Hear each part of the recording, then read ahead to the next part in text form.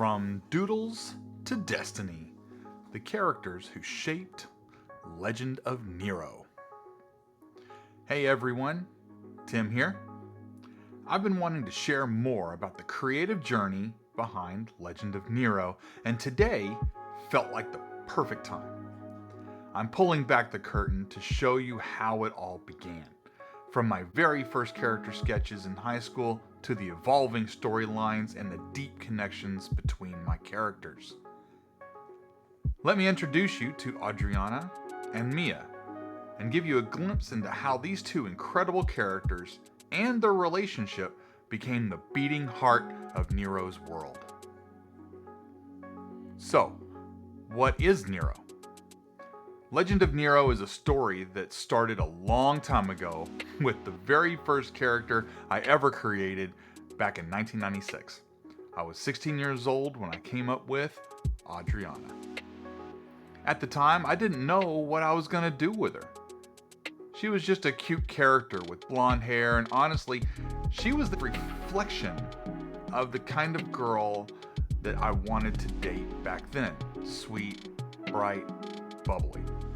But over time, she became something more, a reflection of other things I didn't quite understand yet. I just kept drawing her. And by today's standards, her original design was super archaic, but I kept building on it, adding more characters to this little mental universe, even though I didn't have a plan for them yet. I figured someday I'd use them. Back then, I imagined maybe I'd build a video game or create an anime. I even started dabbling in animation, but that didn't pan out. I didn't go into game development or full-time animation. I ended up moving more into graphic design and video production. So my characters, they just kind of sat there. I'd sketch them, tweak a design, and then shelve them again. I had no real idea where it was all going until I finally sat down and started writing a story. That's when things started to click. I kept thinking about Adriana. I had this strong mental image of her doing something awesome.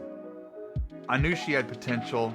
I always wanted her to be some kind of princess, but not your typical fantasy princess. I wanted her to have depth. I wanted growth. She's young, but she learns fast, kind of like I had to, growing up with a single mom and figuring out life on my own pretty early. So I tried to pour that same energy into her. And just like in Lord of the Rings or any great epic, a hero isn't complete without a team. So I just kept designing characters. Probably by the second or third major revision, I started writing little backstories. One character in particular started to stand out to me, Mia. At first, I didn't know what Mia's purpose in the story would be. I just liked her. She felt different.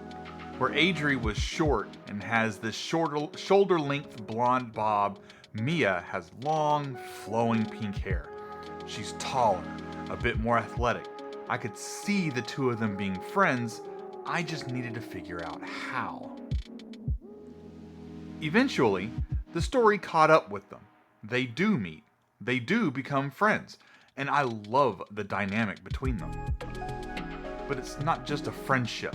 There's a romantic connection too. Mia's not human. She's a celestial being.